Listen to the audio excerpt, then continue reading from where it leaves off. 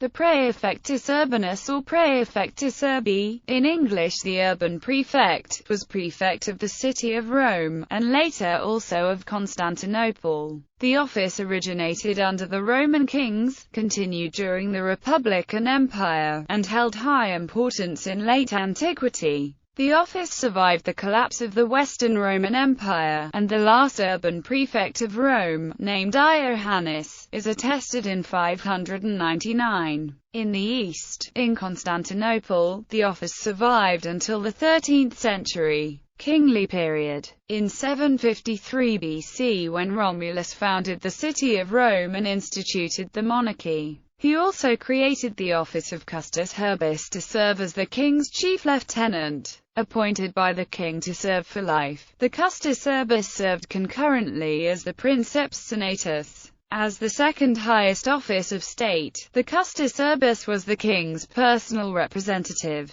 In the absence of the king from the city, the Custos Urbis exercised all of his powers, which included the powers of convoking the Senate, the popular assemblies, and the exercise of force in the event of an emergency. However, the imperium he possessed was only valid within the walls of Rome. Under the kings, only 3 men held the position. The first, King Romulus, appointed Denta Romulius to serve as the first Custos Urbis. The third, King Tullus Hostilius, appointed Numa Martius, and the seventh, King Tarquinius Superbus, appointed Spurius Lucretius. Republican period. After the expulsion of Tarquinius Superbus in 510 BC and the formation of the Republic in 509 BC, the office of Custos Urbis remained unaltered, having power only within the actual city of Rome and a life term appointed by the consuls. The Custos Urbis exercised within the city all the powers of the consuls if they were absent from Rome. These powers included convoking the Senate and Comitia Curiata, and, in times of war, levying and commanding legions. The first major change to the office occurred in 487 BC, when the office became an elective magistracy, elected by the Comitia Curiata. The office was only open to former consuls. Around 450 BC, with the coming of the decemvirs, the office of the Custos Urbis was renamed the Praefectus urbi, and was stripped of most of its powers and responsibilities, becoming a merely ceremonial post. Most of the office's powers and responsibilities had been transferred to the urban praetor. The Praefectus urbi was appointed each year for the sole purpose of allowing the consuls to celebrate the Latin festival, which required them to leave Rome. The Praefectus urbi no longer held the power to convoke the Senate, or the right of speaking in it, and was appointed by the consuls instead of being elected.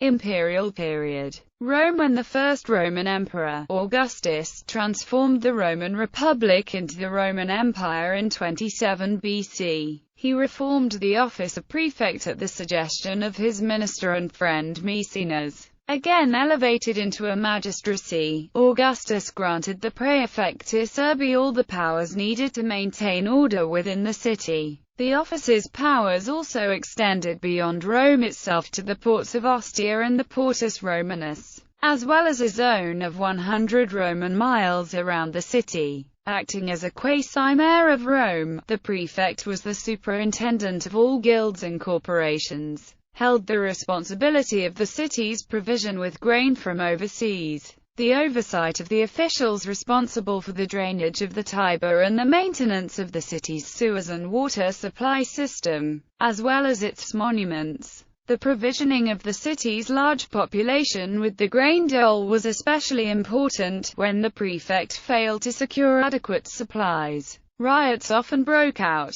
To enable the prefect to exercise his authority, the cohortes urbani, Rome's police force, and the night watchmen under their prefect, were placed under his command. The prefect also had the duty of publishing the laws promulgated by the emperor, and as such acquired a legal jurisdiction. This extended to legal cases between slaves and the masters, patrons and the freedmen, and over sons who had violated the pietas towards their parents. Gradually, the judicial powers of the prefect expanded, as the prefect's office began to reassume its old powers from the praetor urbanus. Eventually there was no appeal from the prefect's sentencing, except to that of the Roman emperor, unlike the sentencing of other officials. Even the governors of the Roman provinces were subject to the prefect's jurisdiction. The prefect also possessed judicial powers over criminal matters. Originally these powers were exercised in conjunction with those of the quaestors, but by the 3rd century, they were exercised alone. In late antiquity, the office gained ineffective power, as the imperial court was removed from the city, meaning that the prefects were no longer under the emperor's direct supervision. As the office was usually held by leading members of Italy's still largely pagan senatorial aristocracy, the prefects of Rome were often themselves pagan. Until 323, the office was monopolized by pagans, and even in the next 30 years, Christian holders were few. In such a capacity, Quintus Aurelius Symmachus played a prominent role in the controversy over the altar of victory in the late 4th century.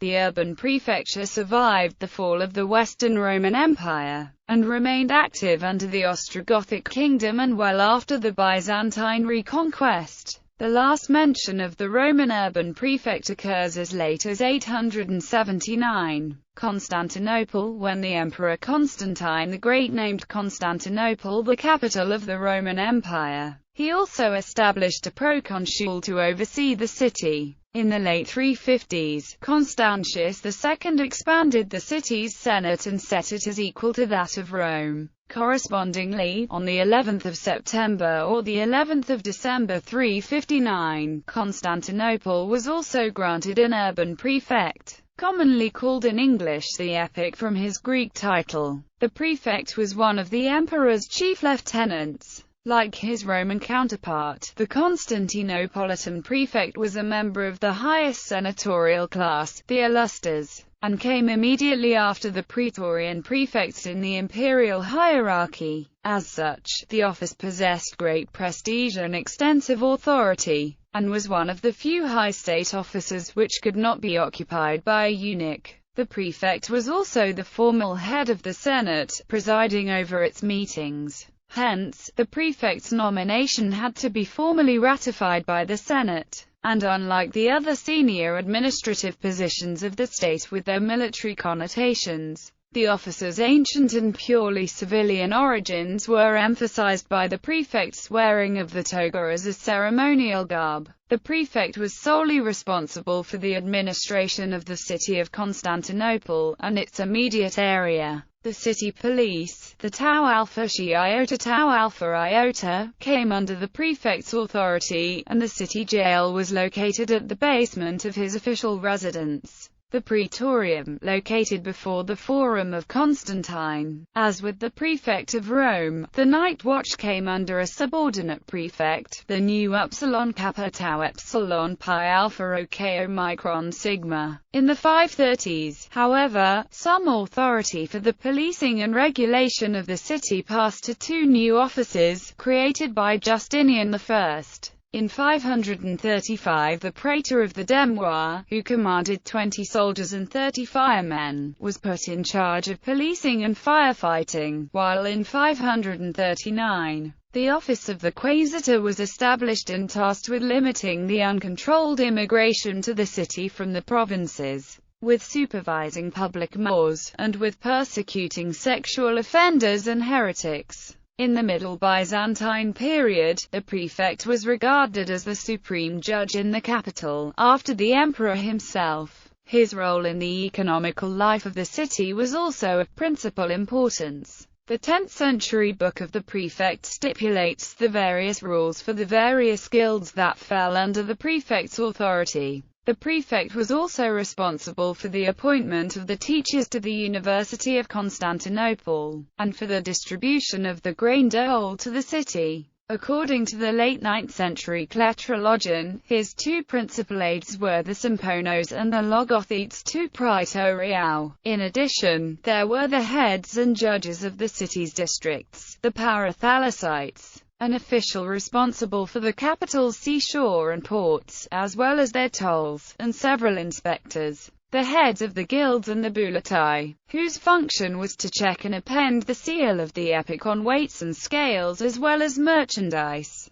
The office continued until the early 13th century with its functions and authority relatively intact, and may possibly have survived into the Latin Empire following the capture of the city in the Fourth Crusade in 1204, being equated in Latin with the Castellanus of the city. After the reconquest of the city by the Byzantines, however, the office of the epic was replaced throughout the Paleologan period by several Cephalaticuantes, who each oversaw a district in the now much less populous capital. Bibliography: Tacitus Ann. 6.11. Cassius Dio 59.13. Dig. 1.12, 4.4.16, 5.1.12, 4.8.19. Dujchev, Ivan, ed. 1970. The Book of the Epic. Variorum reprints. ISBN 9780902089006. Berry, John B. The Imperial Administrative System of the 9th Century, with a revised text of the Cletrologion of Philotheos. Oxford University Publishing. Heather, Peter J. Moenke, David. Politics, Philosophy, and Empire in the 4th Century. Select Orations of Themistius. Liverpool University Press. ISBN 978-0-85323-106-6. Evans, James Allen Stewart. The Age of Justinian. The Circumstances of Imperial Power. Routledge. ISBN 978-0-415-02209-5. Kajdan, Alexander, ed. Oxford Dictionary of Byzantium. Oxford University Press. ISBN 978-0-19-504652-6. Lankan, Bertrand. Rome in Late Antiquity. Everyday Life and Urban Change, AD 312-609. Routledge. p. 228. ISBN 978-0-415-92975-2. Van Tricht, Philip. The Latin Renovatio of Byzantium. The Empire of Constantinople. Leiden. Brill. ISBN 978-90-04-20323-5.